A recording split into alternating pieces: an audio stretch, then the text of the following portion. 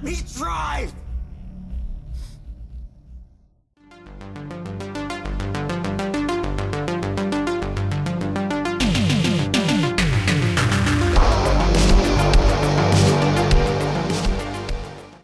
We are talking about the movie The Driver. This one stars Mark Dacascos, hot after his turn in John Wick 3 Parabellum, and this has given him some kind of like cachet, I would say. Now, Mark Dacascos is one of my favourite kind of action movie actors, and I actually did a top 10 of his best 10 movies in my opinion. Please go and check that out. But here he is in a new film, and I was kind of wondering what he would do after his kind of probably a little bit of a boost in regards to fan base through John Wick Part 3.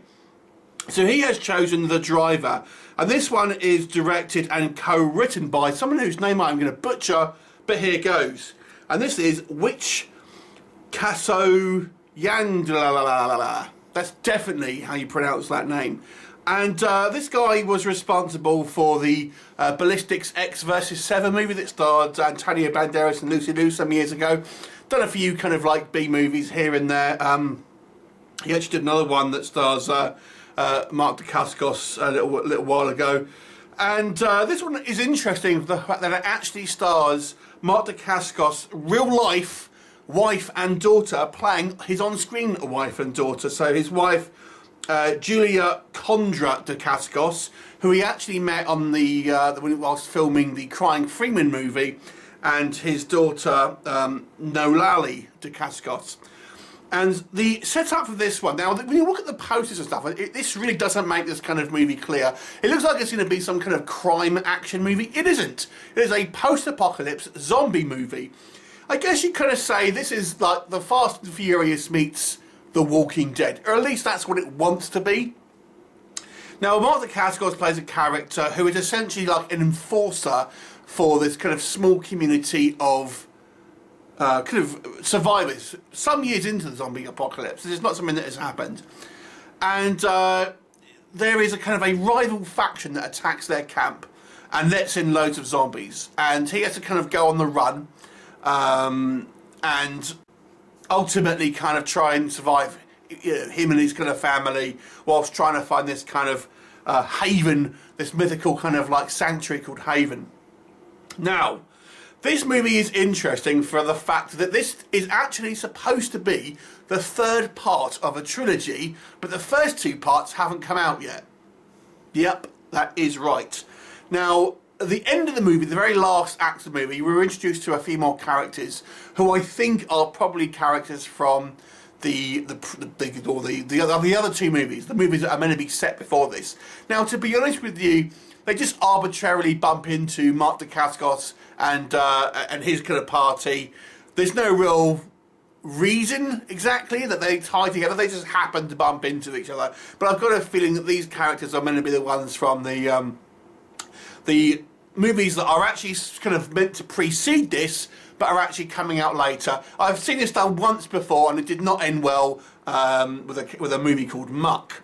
Anyway, so this is that's your basic stuff. This movie is filmed in Thailand, so the vast majority of like the extras and kind of supporting cast are all kind of locals, with a few kind of like English speaking, Caucasian actors basically sprinkled throughout. So let's talk about what works first of all. Okay, Mark Dacascos is always effortlessly watchable, I find. He has a great screen charisma. This is why I'm a big fan. Plus, he, even in his mid-50s now, he still has got it in regards to the physical kind of fight scenes and stuff like that. And the fight scenes in this movie are well choreographed, as you'd probably expect, through obviously a Mark Dacascos movie. Now, that's not to say that all these movies have been good, because they haven't been. In particular, his kind of more recent ones have been particularly lacking. And this isn't even the first time Mark Dacascos has done a kind of zombie movie. He did the Asylum's I Am Omega, which is kind of a rip-off of the I Am Legend movie, or book, I should say. But anyway, the other thing is, it's an interesting. I was very curious, having known that his family was in this movie. I was very curious to kind of see if that kind of chemistry would come across on screen. in regards to having his real kind of wife and real daughter play his on-screen wife and daughter. And weirdly it doesn't. I'll touch on again why that is. I think it's more the script than the acting, to be honest. But nonetheless, it was interesting, kind of. I mean, you do kind of, there are some kind of nice family moments, which are obviously they are kind of all getting on with, but there's some script problems here which I feel undercut some of that. So I'm struggling to find good things to say about this movie, I'm not going to lie. Let's discuss what I was just saying. So his family, now there is something bad happens to his family without kind of giving away spoilers. The issue that I had with it, as an actor, I would have thought if you have your real wife playing your on-screen wife and your real daughter playing your on-screen daughter, surely you can use that to imagine the kind of the emotional impact if something bad were to happen to one of them. And unfortunately, we really don't see that. There's a scene shortly, something happens, there's a scene shortly after, and then kind of like the characters are kind of laughing and joking, and I'm thinking, man, the whole point surely of having a real wife and daughter here was so you can have the kind of the resonance of being able to deal with stuff, but it doesn't happen. It's weird. Now that to me is not necessarily the acting, I don't think. It's the script and what it's asking the characters to do. But I've got to be honest with you, even the rules that this movie sets up, it basically is a hypocrite with its own rules, because something happens to one character and it's dealt with in a particular way, and it happens to another character exactly the same, but it's dealt with completely differently, and kind of almost like a different set of rules apply. I'm not going to tell you what it is. It's hard to kind of be in good details or get into spoilers, but you know, it just thought, hang on a second, why wasn't that done with the first person? Anyway, but this movie is so cheap. Unfortunately, I wonder, because I was thinking, why aren't they really kind of bringing the zombies in the forefront in regards to like the posters and even kind of the promotional images here? That's because the zombies look terrible. The zombie makeup, even the first scene that we see the zombies, you can literally see the makeup stop under the jawline and stuff like that. But even the makeup is relatively kind of like sparse to begin with. And they're kind of like, I don't know, it's just like, you know, typical kind of like, we'll cut holes in shirts and stuff to make them look ragged and things, and it's just terrible.